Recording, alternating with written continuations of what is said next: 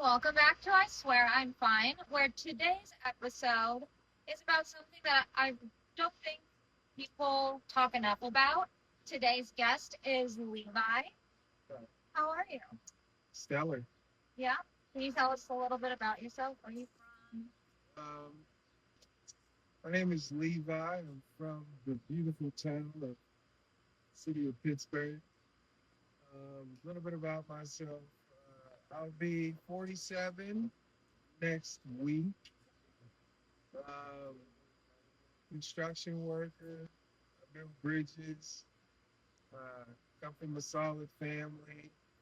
Have a beautiful family. Um, really nothing extraordinary about me. Just a normal person who deals with a lot of the same things that I'm sure a lot of other people deal with. You know what I mean? Nothing super special. So, your drug of choice, Kratom, right? Yeah, definitely have some experience with Kratom for sure. Okay. So, what did the your first using dates? What did that look like? So as far as Kratom is concerned, I can remember the first time it was introduced to me. I was actually working at a job. It was like for a trade show. It was at the convention center. They used carpenters. And I wasn't on anything at the time. I can just remember saying to somebody, we were rolling up carpet or something, and the one dude was like, I said, my back hurt. That's all I said. I said, man, my back's killing me. It's like, oh, yeah, I got some Kratom. And I was like, Kratom? What is Kratom? You know what I mean? I knew it wasn't some type of an opiate or something. I'm thinking, oh, it must be like some kind of natural thing that they got that helps you with your pain. Very naive. And I remember him going to his lunchbox, pulling out this little plastic. It was kind of like it had like a zipper at the top, kind of like a, kind of reclosable. Yeah. Had a spoon, took a couple tablespoons. It says just chase it with water. Chased it with water. And kind of had like a sedative type feeling. You know what I mean? Don't remember feeling like I was high or anything, but it was something that I didn't like the taste of it because it was horrible. It was like really dry. Yeah. But other than that, that was like it because it wasn't like I knew where to get it or anything, but I did have his phone number. So I ended up getting in contact with him and, of course, getting more. Just because at the time, I really didn't even see anything wrong with it at all. Yeah. Like, I didn't even have a viewpoint of, yeah, this is something that can be dangerous. I just viewed it as, oh, it helps me get through my workday, then Right. I'm with it.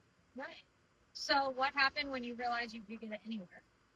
Well, it was a while before it was readily available. It was like you had to order it online. So, like, I can remember going to meet him and getting like a pretty big Ziploc bag off of him where he pretty much just gave it to me. Yeah. And then as that was getting lower, because I had made it part of my daily routine, taking it a couple times a day, that's just seems to be my track record where it's like 0 to 100. It ain't just like, oh yeah, I've tried that before. No, it's like if it works for me, okay, it's part of my daily routine, you know? Right. And so ultimately, I ended up searching online or finding a website where I ordered it by trying to think. It was like maybe it could have been a 20-gram bag or something. It was a pretty big bag, something I knew would last for a while.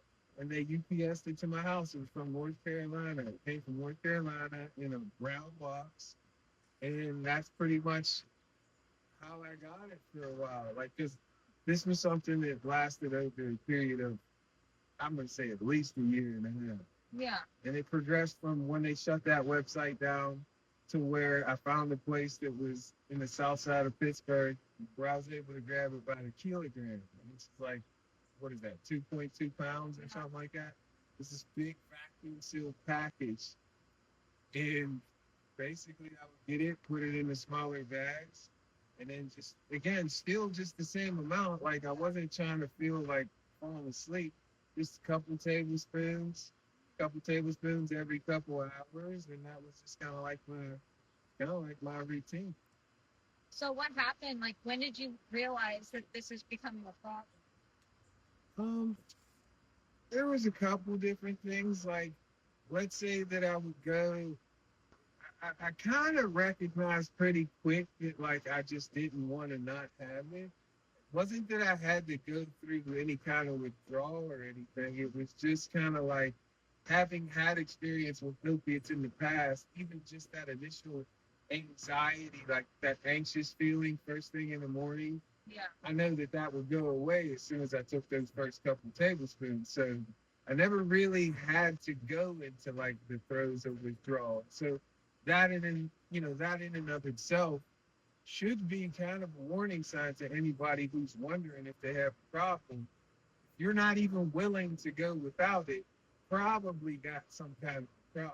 Yeah. You don't necessarily have to be getting sick and having diarrhea and all that kind of stuff to realize that you found yourself in a situation you probably don't want to be in. And so it was something that I had convinced myself that it was more of like a dietary supplement, Yeah. which is kind of how they were marketing it at first, just because They still do. they didn't have like FDA approval. It's kind of like I had convinced myself that I was using it to help with anxiety and it was a natural supplement. But I really hadn't done the extensive research. It wasn't until it was something that came to the knowledge of someone very close and dear to me where they were concerned and they had done some research. And I'm like, oh, okay.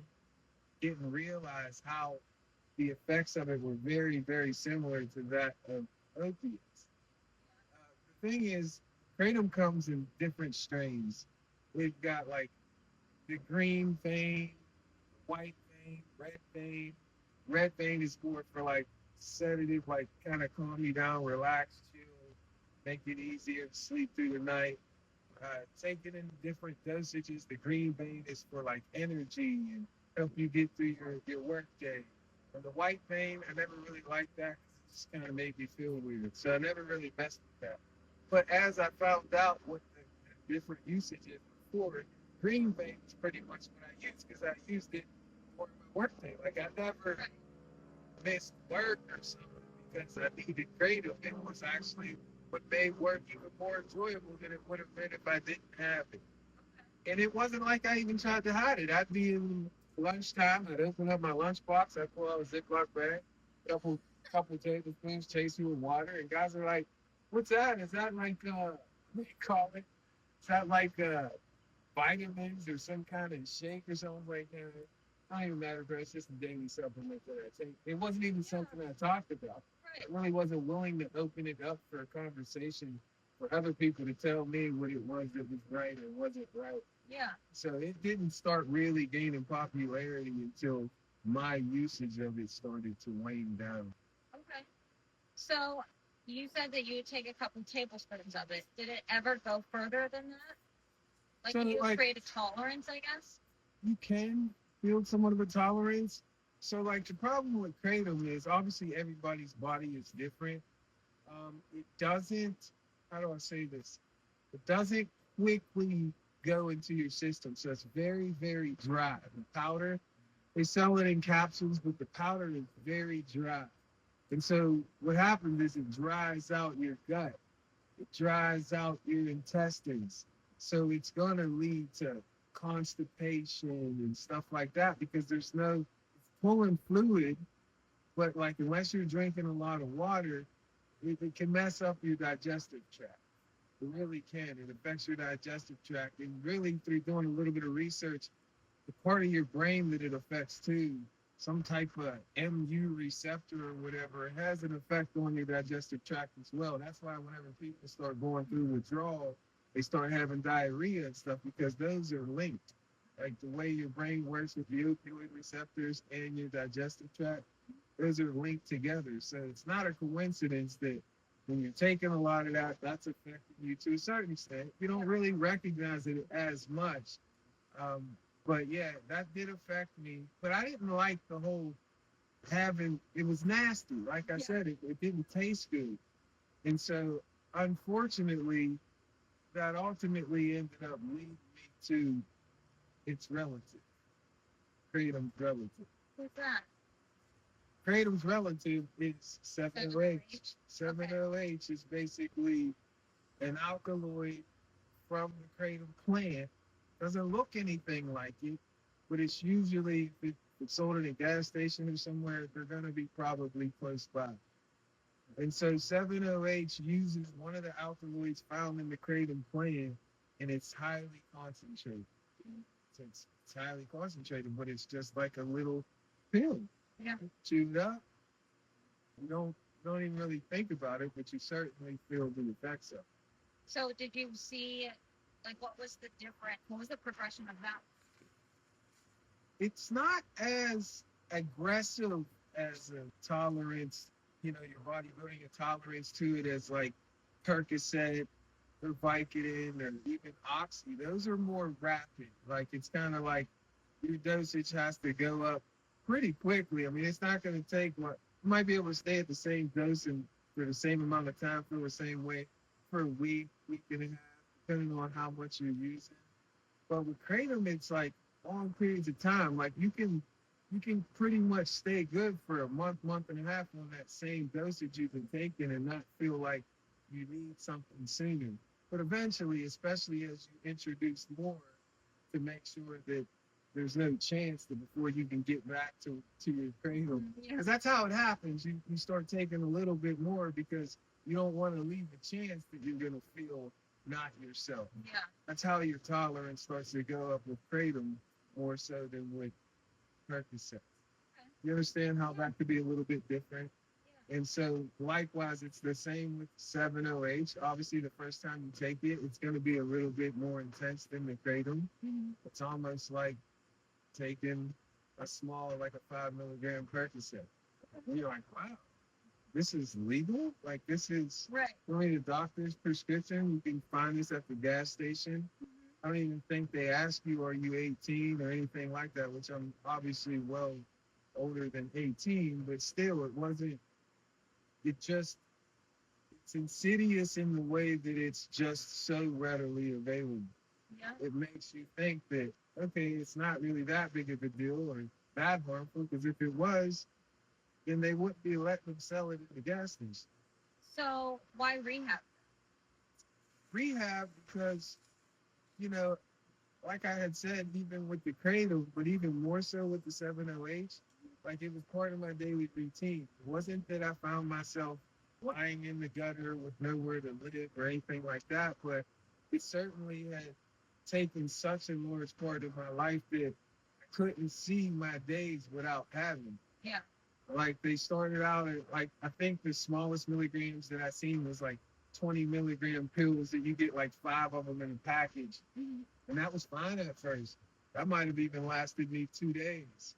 But then as you see that they've got higher milligrams, 40 milligrams, 50, like I was at a point where I was on this 150 milligram tablets, which is the largest that I had seen. Yeah. And at first when I split it in half, felt like it was too much. Mm-hmm. So it kind of like scared me back down to 100 milligrams. But it wasn't much longer, maybe like another week and a half, where I got the 150s and the 75 was fine. It felt like what the 50 used to feel like. Yeah. And so I would take one of those, 3-4 hours later, take another half of one of those, and like clockwork, like I made sure that I had those before I went to bed, enough to make sure I slept through the night without waking up sweating or anything like that. And then to make sure that I had at least my first dose or two for the next morning before I can get back to the gas station and get more. Yeah. So it was really more of just being honest with myself. Because I would not have been somebody to tell you that I'm an addict. Mm-hmm. Yeah. I just wouldn't have. I mean, but if you look at the track record, because there have been different things that I've had issues with over the past 25, 30 years to some degree or another, even if it was just marijuana, although there's no physical dependency there, it was something that I would lean on. Yeah. It was something that took me to a place where I was okay. You know what I mean? And so regardless of the physical part, it was something that was a crutch. Yeah. Just like whether it was an injury that introduced me to pain pills, they became a crutch because I liked the way that they made me feel. Fortunately, I never had an issue with alcohol, but there's always something that can be an issue. And so, with that being said, that's what 708s have become. That's what, by extension, Kratom had become. And so, I just didn't want to have to deal with that. I didn't want to have to think about that when waking up and going to sleep, and then still not like openly sharing that with the people that love me. Yeah. Because there's nothing cool about having a chemical dependency to something that you know everybody around you doesn't have. Right. Like, that's not a situation that is desirable. So it brings about a certain amount of embarrassment and shame. And so if you're sitting with any measure of embarrassment and shame, and that's not really what your goal was whenever you started taking it, you got a problem. Yeah. You got to fix it. And so I never really considered the rehab. Basically, what ultimately happened was there was some difference in my behavior, but it was really just because I wanted to stay very, very busy. Like, I didn't want 7OH to lead to something else, some other harder type of drug, or not as if that isn't hard enough. But my point is, like, I wanted to be as much like the person that I remember being as I could possibly be. So, like, I stayed busy all the time. Yeah. Well, that type of behavior led to my loved ones, like, what's going on? He works X amount of hours in the union, so I know he's making enough money. Why is he going and delivering Instacart? And like, something's going on. He's on drugs. But in reality, 708 really ain't that expensive. And that really wasn't it. That was just like my way of not allowing it to go somewhere further, but I'm trying to make sure that I stay busy. But that actually created the opportunity for me to even be here. It's because even though they were off base with what it was that they thought it was, and even though I knew that no drug test was going to show 7OH, because that's not something that they readily test for, not in the workplace, and really not even in drug tests that you can purchase in the store. It's just not something that's really on the radar the way that it should be. So I just had to be honest with myself and say, okay, well, I never really thought of myself as an addict. But at the same time, if they accept people in rehab for 7OH, then they'll give it a shot. Because there's got to be a reason why I keep finding myself in a position where I'm relying on something other than what I could naturally create for myself to feel normal. Right. And that's just not something that I want. It's not something I want for myself. So how has it been in rehab? 'Cause obviously rehab comes with like all of the groups and like some soul searching, Right. a lot of soul searching. Like how has you're obviously getting a lot more than just okay, I'm off Kratom. Right. How's that been? So I didn't really know what to expect because I have never been to a rehab facility. And I know there are probably different types around the country. As far as my experience with this one here, it's comfortable. It's comfortable. Obviously, there's that first couple of day period whenever you're dealing with the most extreme part of your withdrawal. You know what I mean? Whatever substance it is, that's something that you're dealing with. But I would say after you can get out of your own head, after that first 3 to 5, 7 days, depending on how it is that you feel, you really do have time to really focus on some of the underlying issues to why you do what you do. We live in a fast-paced society where we don't slow down enough to really understand sometimes the things that we reflexively do.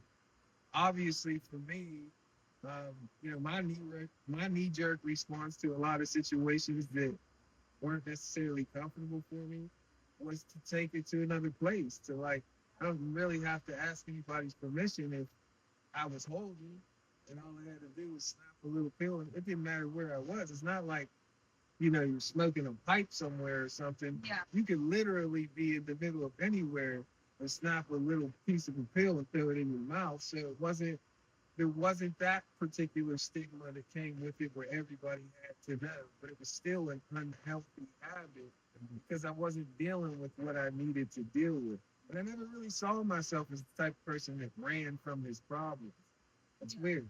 But at the same time, being in rehab, there were things that obviously needed to be processed that will still need to be further processed. I mean, because it is kind of like a protective cocoon. Yeah. It's not like you got to feel pressure to like walk outside the gate there and use something. Right. I mean, again, it does give you the ability to regain your choice, the ability to choose, because you're not physically dependent on anything at that point. So if you leave rehab and you use, it's because you have a desire to do something.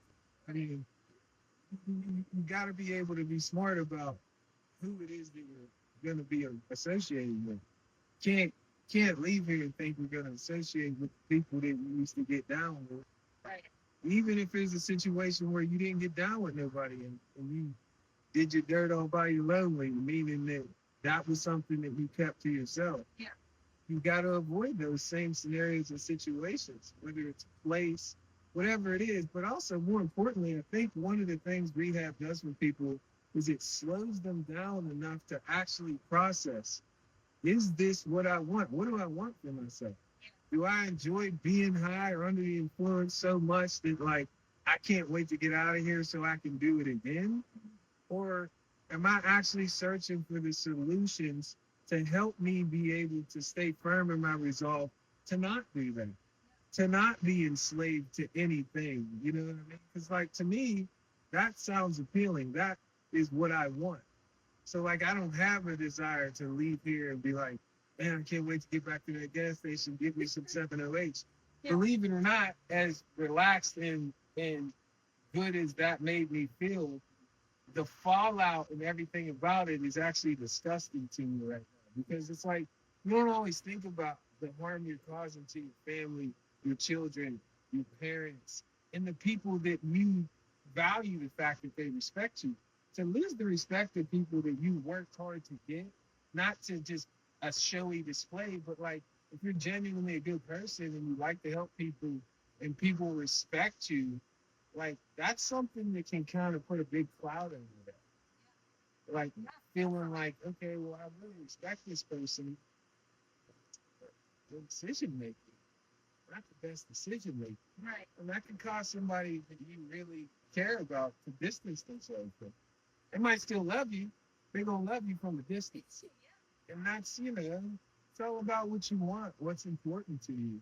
This is the type of place that allows you to be able to really sort those priorities out and give you time to actually develop a game plan, because anything that's worth doing, there is the ability to reverse engineer the process to make sure that you can stay away from things that really sabotage your progress. Yeah. So what would you say to somebody in, it doesn't even have to be necessarily for a specific situation, but anything that is like alcohol or marijuana or something that's so easily and readily available and legal, and that's kind of what they're leaning on, is that, well, it's legal, I can buy it anywhere. I would say you really have to be brutally honest with yourself. Have those fierce conversations. When I talk about fierce conversations, I'm talking about conversations where you're not looking to be polite. You're looking to get to the crux of the issue. And that's important to have those conversations with all the people that we care about. But most importantly, in order to actually present yourself in a genuine fashion, you got to have that kind of conversation with yourself. Like, if you smoke weed on a regular basis, why do you smoke weed? Seriously. Yeah. What? Don't list reasons why it ain't nobody's business or why it's legal. Everybody does it. Okay, but why do you do it? And that's the same thing for alcohol. You do it because it's a social event. You want to fit in. Okay, some people can do that. But if you can't do that, you know, can't nobody tell you, but you know, your life falling apart because of it. That's kind of like a case-by-case situation. You know, some people drink to get drunk. Some people can go long periods of time without drinking. That doesn't necessarily mean they're not an alcoholic, but it does have an effect on whether or not they would even expose themselves to even a, you know, casual drinking situation at a dinner party. If they don't have the ability to hit the stop button, well then it's going to, if it hasn't caused problems in your life yet, it's definitely going to. So one of the things that I've learned through being exposed to the 12-step program here, which again is my first time ever being exposed to that here, is that it doesn't really matter what the substance is. It really doesn't. I mean, the substances are replaceable. Yeah. The fact of the matter is they're being used as a crutch because at the end of the day, you're not happy with something in yourself. So that's why when I say that it has to start with you asking yourself, why do I use this substance? If I can't go without it, why can't I go without it? Is it really more of a physical dependency type thing, or is it psychological? Whatever it is, there's always an underlying issue, because when it comes to addiction, you know, we pretty much are the issue. It's us. Because the substance can be interchanged. For example, I've never had a problem with alcohol. That doesn't mean that it couldn't become a problem. Right. Because if you've sworn off any other thing that you've had a problem with, and you say to yourself, yeah, but I can drink alcohol because I've never had a problem with it. Well, in your mind, if it's the destination of being in this relaxed state that you're looking for, and not just because, oh, I like the taste of that, and that's just one of my favorite drinks. Yeah. You know that better than me. Whoever it is going to know that better than me. Yeah. Because you know what your intentions are. That's fierce conversations. You can't lie to yourself. They ain't going to take you anywhere good. Yeah. So you got to be brutally honest with yourself. And so with that being said, once you can be honest with yourself, you can decide whether or not a place like rehab is somewhere that's going to give you the time out needed in order to actually make better decisions for your life moving forward. Yeah. I like how you said that that they're all interchangeable, because like there's so many people that I've run into that are like, well, yes, I just got off like meth or fentanyl, but once I leave here, like I don't have a problem with alcohol, so I'll just drink with my friends instead. And I was sitting there because I'm an alcoholic, obviously, and I was like, okay, but that doesn't mean just because like that's not your drug of choice that it can't become one afterwards. So like that would be like me saying, all right, maybe I'm gonna give meth a try instead of alcohol, because alcohol is my thing. So like meth probably isn't my Right. thing. And like that, we all know that would not go well. Right. See, and that's the biggest problem with alcohol in general. Don't get me wrong. I'm not sitting here speaking all inclusively saying that everybody is going to be the same thing. Everybody has the same pathway. But the problem with any particular substance that has a measure of social acceptability, like now with the legalization of marijuana, with alcohol since prohibition being legal, and there are some people who can responsibly do that, that's not the same for the person who has that addictive personality. Yeah. Somebody who is an addict is not somebody who's going to do things in moderation. We're going to do it to an excess, because it really comes down to, do I want to feel the way I'm feeling, which I don't like, or do I want to feel the way that I know I'll feel once I take that first shot, once I take that first smoke, that first blunt, whatever it's going to be. It seems to supersede the rest of your thought process. And it doesn't even matter what it was that you had planned before that, because that rises to the top on the priority list. Make sure I don't run out of this. Yeah, exactly. Make sure I don't run out of this, so that this can be my new baseline. So that's why it doesn't matter what it is. And it makes it more dangerous whenever it's something that you can walk, 1 block, 2 blocks, you can walk in, grab a 6-pack, get a bottle, whatever. It can become a problem even if it isn't currently. Yeah. It's just something to think about. So I have 2 things. 1, any last words? And 2, something interesting about yourself. Last words, I would say, for anybody who stumbles upon this particular video, it's just that, oftentimes we do get caught up in the stigma of what addiction looks like. And quite frankly, there are a lot of functioning addicts in your everyday society that you would never know that that's their situation. And for whatever reason, whether it's public perspective of their scenario, whether it's family, embarrassment, just not able to come to terms with the fact that that's not something they have control over. Because another interesting fact is oftentimes there are a lot of addicts who they've achieved mastery over so many different aspects of their life. Mm-hmm. This is one of them that they can't. Yeah. It's just one of them that they can't have control over. So it makes you feel like, well, I'm just giving up. I'm a failure if I say I'm an addict, I gotta go to rehab. And it's just not the right perspective to have, because at the end of the day, with anything else, if somebody was robbing your house, would you not pick up the phone and call 911 to get somebody to come help you? I mean, seriously. Yeah. If your house was on fire, would you not call the fire department? Or are you just going to let it burn down? Mm-hmm. You should count yourself as fortunate if you're able to recognize some of the symptoms of this type of addictive behavior. Whenever you don't have to hit quote unquote rock bottom and be living under a bridge somewhere like the stories you've heard that fit the stigma. You don't have to hit that. They talk about in Alcoholics Anonymous and all these 12-step programs raising what that rock bottom looks like. Yeah. You know, like if the rock bottom is you're just sick and tired of being sick and tired of this being something that you got to think about when you wake up and when you go to sleep, that's enough. My dad used to always say, you don't got to touch poop to know that it stinks. And I know it sounds like a crude phrase, but it's the reality. You can learn from other people to not have to go to those such low sinks. Right. At the end of the day, the solution is going to be the same. Something interesting about me? Interesting about me is I've done a lot of different things. I've been a union carpenter since 2002, 2003, so a long time. Yeah. Been building bridges. I build heavy concrete structures. So bridges, sewage treatment plants, anything that requires large concrete gang forms, some of them hand built.